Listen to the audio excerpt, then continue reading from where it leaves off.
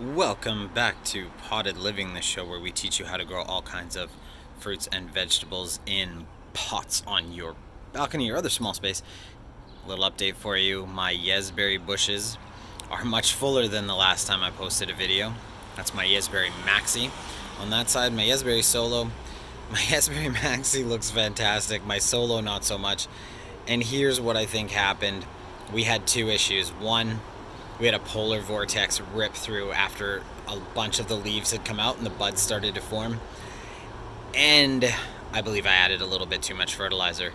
Those two pieces made those lower buds on the branches much more vulnerable, and they died during the freeze. And so here we are.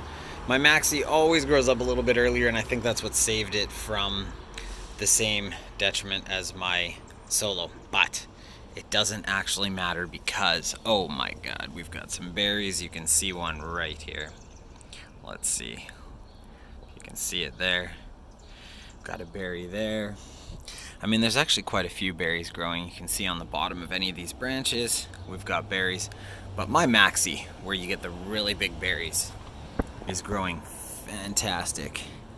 Oh yeah. That is...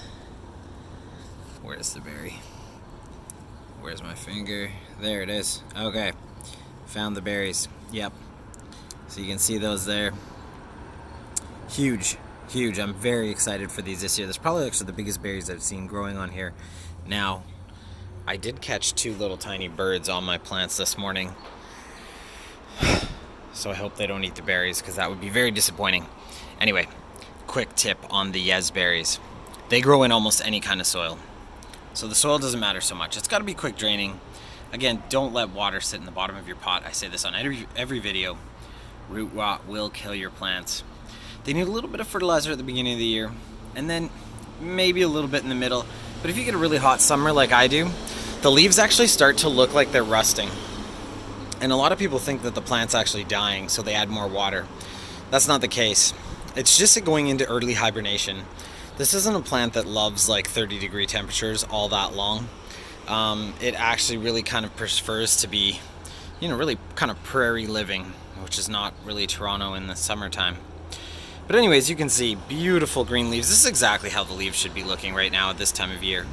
We're just getting into the end of spring. Big, beautiful green leaves. You can see they're just an absolutely fantastic color. There's a little bit of fertilizer burn on some of the younger leaves, but these older ones are growing incredibly well. And as you can see, this plant spreads out enormously. So I'm going to bring in my next video. I'm going to show you what these berries look like, and it is going to convince you to get a Yezberry Hascat plant. I can guarantee it. Fantastic. Do you have Yezberries? Let me know in my comment section. I would love to hear about your experience. Thanks again, and we'll see you in the next video.